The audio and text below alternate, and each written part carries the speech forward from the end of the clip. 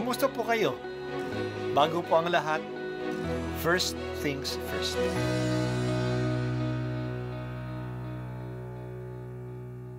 Good morning po. Sinisimulan po natin ngayon ang first things first. At dito po, tinatalakay natin sa unang bahagi ng umaga natin ay ang first readings na binabasa po sa banal na misa. Ito pong tinatalakay natin kasi madalas po kasi marami na tayong alam tungkol sa gospel readings. Pero konti po ang nagsasalita sa first readings. Pero ang first readings, bahagi din po yan ng Biblia, ng banal na kasulatan.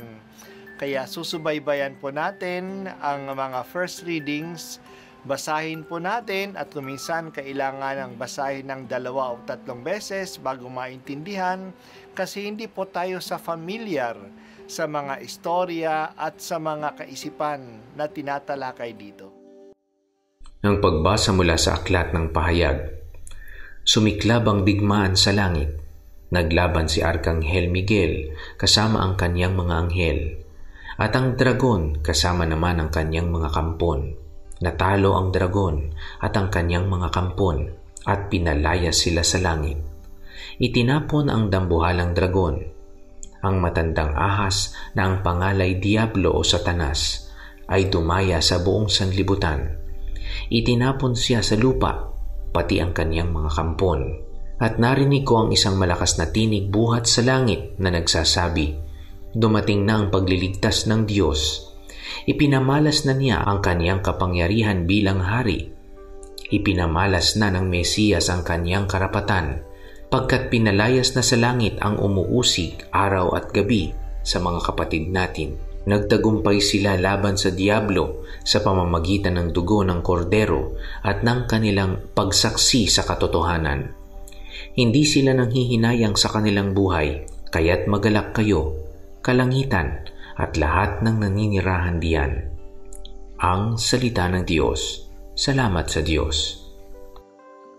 Dinadasal natin, sumasampalataya ko sa Diyos Ama na may likha ng langit at lupa, ng lahat ng mga nakikita at ng di nakikita. Ang ating Diyos ang may likha ng lahat, kasama na ng mga anghel. Sila yung mga espiritu na hindi nakikita, pero sila ay mga nilalang din. May 3 anghel na kilala natin ang kanilang mga pangalan sa Biblia. Si Miguel, si Gabriel at si Rafael. Ang kanilang pangalan ay ayon sa kanilang misyon. Si Miguel ang tagapagtanggol, si Gabriel ang tagapagbalita at si Rafael ang tagapagpagaling. Dahil sa kanilang mga misyon ay mahalaga, kaya tinatawag silang arkanghel, pangunahing anghel. Ang mga anghel at mga arkanghel ay mga katulong natin. Gumagabay, pinalalakas, at ipinagtatanggol nila tayo. Kausapin natin sila at hingin ang kanilang tulong. Sa ating pagbasa, narinig natin ang tungkol sa isang arkanghel, si Miguel. Ipinagtanggol niya tayo laban sa dragon na kinikilala na Diablo o Satanas. May kakampi si Miguel at may mga kakampi din ang dragon. Sa makalangit na digmaan, natalo ang dragon at ang kanyang mga kampon. Talunan ang demonyo. Kaya huwag tayong matakot sa kanya. Yan lang ang magagawa niya, takutin tayo. Nagtagumpay si Miguel at ang kanyang mga kasamang anghel dahil sa dugo ng kordero, ang dugo ni Kristo. Walang magawa ang kasamaan sa tagumpay ni Jesus. Kapag tayo ay nasa panig ni Kristo, nasa panig tayo ng winning team. May mga tao ngayon na nagdududa sa pag-iiral o existence ng mga anghel. Katang-isip lang daw ito.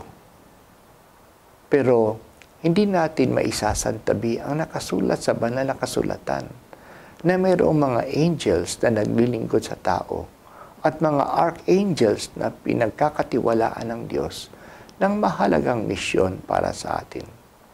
Hindi rin natin maisasantabi ang karanasan ng maraming tao na natutulungan sila ng mga angels. Talagang may mabubuting espiritu na katulong natin. Dahil sa sila ay espiritu at tayo ay may espiritu din, may kaluluwa tayo, maaari tayong makipag-communicate sa kanila. Kausapin natin sila at hingin natin sila ng tulong. Arkanghel Miguel, ipagtanggol mo ako sa diablo. Arkanghel Gabriel, palagi mong itanim sa puso ko ang magandang balita. Arkanghel Rafael, iligtas mo ako sa anumang pangangatawan at espiritual na karamdaman. Po ang unang pagbasa at ako po ay si Bishop Broderick Pabilio dito sa First Things First.